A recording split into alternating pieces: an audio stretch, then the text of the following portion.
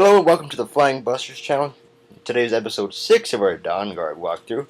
And today's episode will be headed back to Castle Volkihard's courtyard in order to search for Serana's mother, who has the Elder Scroll.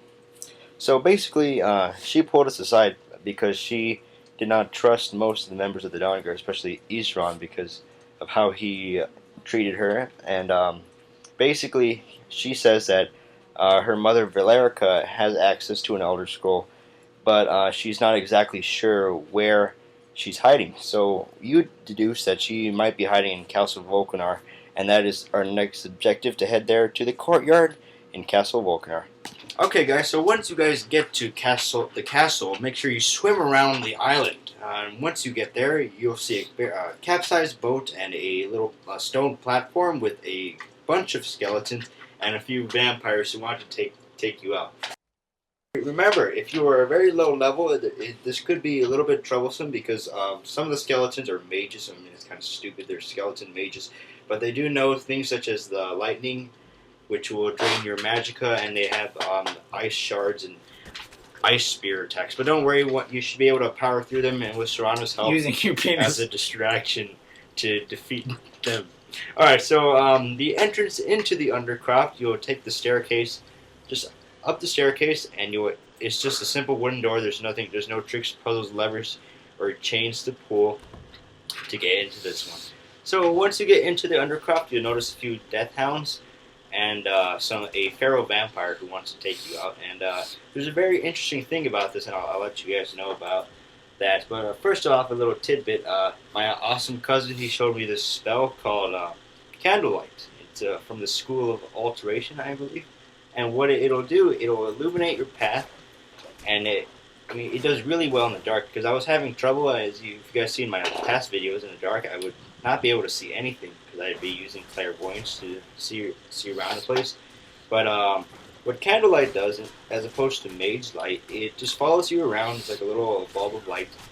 Whereas Mage Light, it's just the bulb of light in one place. But anyway, so once you kill the feral vampire, she has a little note on her, and she talks about how, like her journal, and how she hates all the other vampires for banishing her, and how she's turned all of their death hounds against them. So these death hounds are actually hers, sent specially trained by her to execute anyone, specifically the other vampires who exiled her. But that's not really anything story related. It just has to do with just her anyway.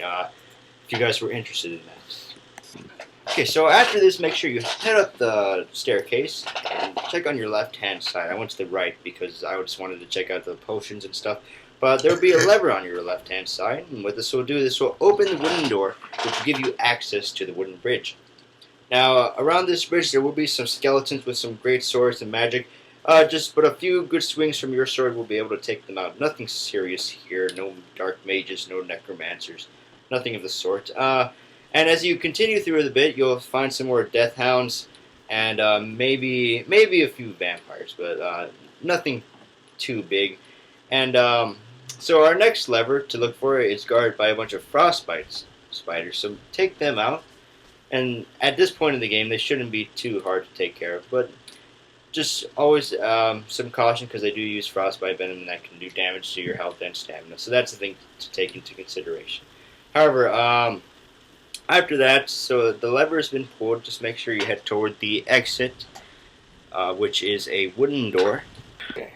So after taking care of the frostbite spiders and pulling the lever, make sure to head back to the wooden bridge, because that's where the door toward the courtyard will be. So a little tip, it can get pretty hard to keep track of where you are in this dungeon. Just make sure you know your basic pathways, because I got lost a few times and I had to cut out like maybe 10 minutes of me trying to get back to the area. So just make sure you guys know your way back to the bridge, and just it should be to your left hand side from the spider pit, or from the spider lever. So that'll open up this gate, and what that'll do, it'll take you to a wooden door, which will allow you to head toward the courtyard. Now, once you're in the courtyard, Serana will talk about how beautiful this place used to be, how it's in shambles, and how her father destroyed it and everything like that.